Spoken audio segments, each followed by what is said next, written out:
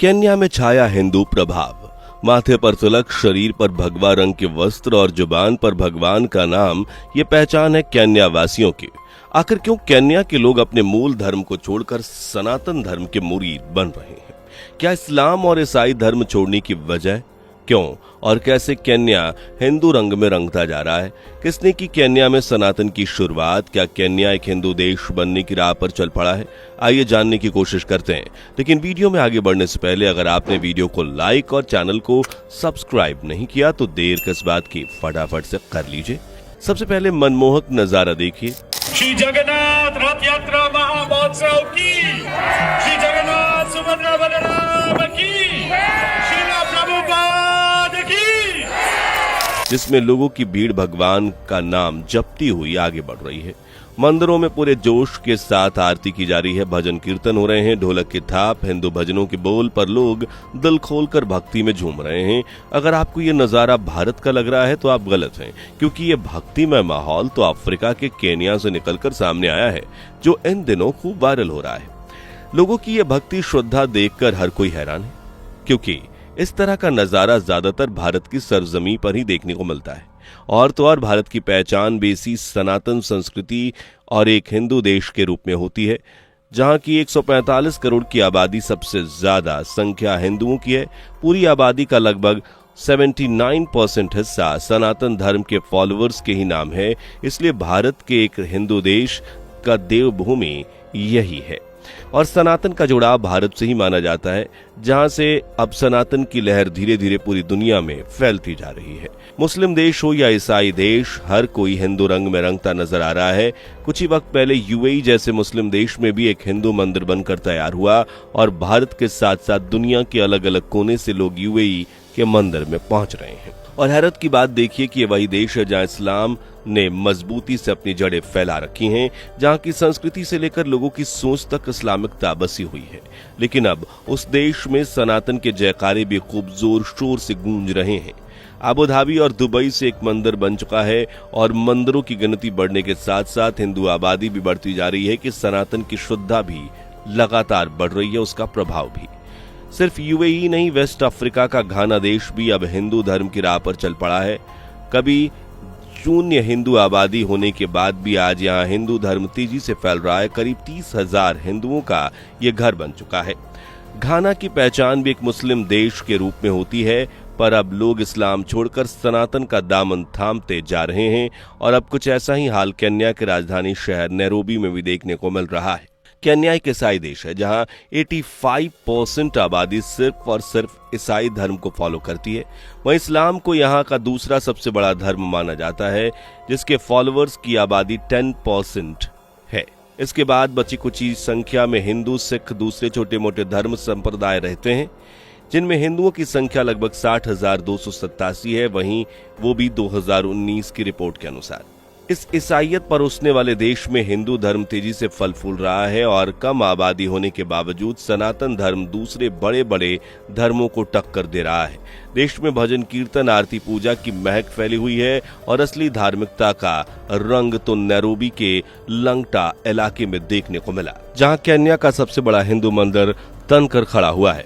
Kenya में बसा नारायण देव नूतन मंदिर अफ्रीका का सबसे बड़ा मंदिर है, जिसे बनाने में करीबन 200 करोड़ खर्च आया, जबकि यह मंदिर पूरे 9 एकड़ जितनी जमीन पर बनाया गया है, जहां जाने के बाद आपको ऐसा फील होगा जैसे आप किसी भारतीय मंदिर के दर्शन कर रहे हैं, क्योंकि इस मंदिर की कलाकृति में प्राचीन भारतीय संस्कृति की झलक देखने को मिलती है। मंदिर के अंदर बेहद खूबसूरत अद्भुत कलाकृतियां मौजूद हैं, जिन पर से नजरें हटाना हर किसी के लिए मुश्किल हो जाता है।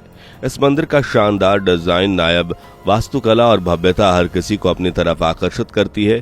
इसी तरह श्री स्वामी नारायण मंदिर भी अफ्रीका के सबसे बड़े हिंदू मंदिरों में शामिल है। सबसे खास बात तो यह है कि ये श्री स्वामी नारायण मंदिर अफ्रीकी महाद्वीप का पारंपरिक पत्थर और संगमरमर का हिंदू मंदिर है, जिसे 29 अगस्त साल 1999 में बाप्स स्वामी नारायण संस्था के 5वें आध्यात्मिक नेता प्रमुख स्वामी जी महाराज ने भक्तों के लिए खोला था और बस तभी से यहाँ भक्तों की भीड़ आना शुरू हो गई, जो आज भी बरकरार है। इस मंदिर को भारत के प्राचीन मंदिरों की तर्ज पर बनाया गया और तो और मंदिर को बनाने के लिए जो मटेरियल लगा वो भी ज्यादातर भारत से ही इंपोर्ट किया गया था और मंदिर को बनाने की जिम्मेदारी भी भारतीय कारीगरों के कंधों पर ही सौंपी गई थी।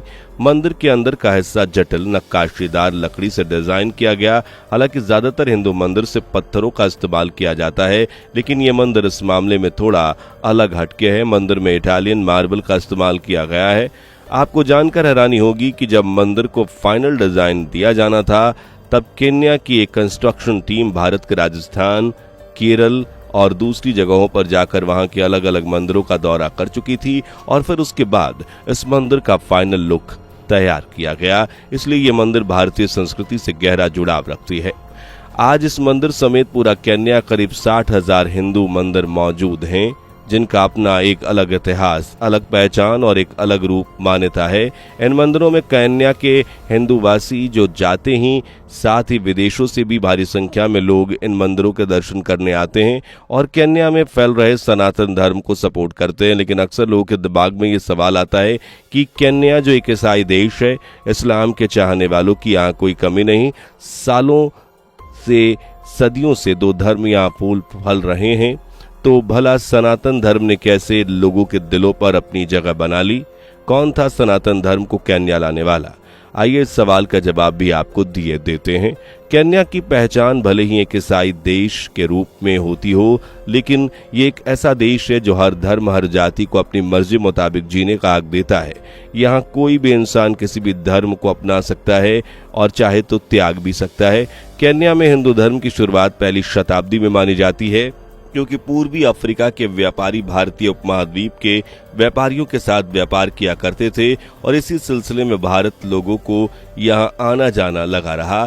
कुछ व्यापारियों को तो केन्या इतना पसंद आया कि इन्होंने यहाँ बसने का फैसला कर लिया और धीरे धीरे भारतीय हिंदुओं की आबादी यहाँ बढ़ी। इन्होंने अपनी छोटी छोटी बस्तियां बनाकर रहना शुरू कर दिया। इन हिंदू बस्तियों के पुरातात्विक सबूत खासतौर से जांजीबार और केन्या के तटीय भागों, स्वालिही तट, जिम्बाब्वे और मेडागास्कर में देखने को मिलते हैं। और तो और स्वाहिली भाषा जो है उसमें कई सारे शब्द की उत्पत्ति हिंदू धर्म से जुड़ी भारतीय भाषा से ही मानी जाती है। यानी बोली से लेकर संस्कृति तक केन्या में हिंदू भारतीय व्यापारियों के जरिए सब कुछ पहुंचा। शुरुआती दौर में हिंदुत्व का प्रभाव छोटे लेवल पर था, लेकिन बढ़ते वक्त के साथ ये बढ़ता चला गया और इसकी वजह से कई हिंदू संघ और संस्थाएं भी बनी, जिनमें सबसे पहला नाम आता है इस्कॉन का, जिसका नाम है international society for Krishna consciousness. इसकी स्थापना विदेशी धरती पर न्यूयॉर्क में साल 1966 में हुई थी। इसके संस्थापक थे भक्ति वेदांत स्वामी प्रभुपाद जी, जिन्होंने विदेश में रहकर अपने हिंदू कल्चर को आगे बढ़ाने की मुहिम शुरू की और देखते ही देखते विदेशी लोग इनकी सोच, इनके कल्चर से इतने ज्यादा प्रभावित हुए कि उन्होंने अपना मूल धर्म त्याग कर हिंदू धर्म को गले लगा लिया। आज विदेशों में जो हिंदू धर्म फैल रहा है उसकी वजह भी यही इस्कॉन संस्था है, जो लोगों को हिंदू धर्म से जोड़ने का काम बड़े ही अनोखे अंदाज में कर रही है। इसके बाद नाम आता है मोम्बासा हिंदू संघ, HSS या RSS का। ये सभी हिंदू संगठन समय दर समय सार्वजनिक कार्यक्रमों का आयोजन करते रहते हैं और इनका मकसद सिर्फ हिंदू धर्म को ऊंचाइयों तक पहुंचाना नहीं बल्कि जरूरतमंद गरीब लोगों की मदद करना भी है। इसलिए ये संगठन आए दिन खाद्य राहत कार्यक्रम करते हैं। हजारों लोगों को मुफ्त में खाना खिलाया जाता है और जो लोग ज्यादा परेशान होते हैं, गरीबी की मार झेल रहे होते हैं, उन्हें फाइनेंशियली सपोर्ट भी किया जाता है। और इसी नेक दिली को देखकर लोग सनातन धर्म को तेजी से फॉलो कर रहे हैं। जगह जगह हिंदू मंदिर भी बनाए जा रहे हैं और केन्या के नैरोबी में बना मंदिर भी बढ़ती सनातन संस्कृति का एक बेहतरीन उदाहरण है। इस मंदिर में भगवान शिव, भगवान गणेश, विष्णु, श्री राम सहित कई देवी देवताओं की मूर्तियां स्थापित की गई हैं, जिनकी हर सुबह शाम आरती की जाती है। केन्यावासी भगवान का आशीर्वाद लेने के लिए मंदिर की तरफ रुख करते हैं और अपनी मनोकामनाएं पूरी करवाकर खुशी खुशी घर लौटते हैं। आज केन्या में हिंदू धर्म सिर्फ एक धर्म नहीं बल्कि लोगों के जीने और जिंदगी बिताने का एक तरीका है। वो रास्ता है जिस पर लोग चलकर अपना जीवन खुशहाल बना रहे हैं। वैसे आप किस देश से ताल्लुक रखते हैं? अगर आप भी एक हिंदू हैं तो कमेंट में जय सनातन लिखना ना भूलें और हाँ, वीडियो को लाइक शेयर करके चैनल को सब्सक्राइब और बेल आइकन को प्रेस जरूर कर दें। धन्यवाद। दोस्तों, आपको स्क्रीन पर 2 और वीडियोस दिखाई दे रही हैं, जिसे देखने के लिए स्क्रीन पर क्लिक करें।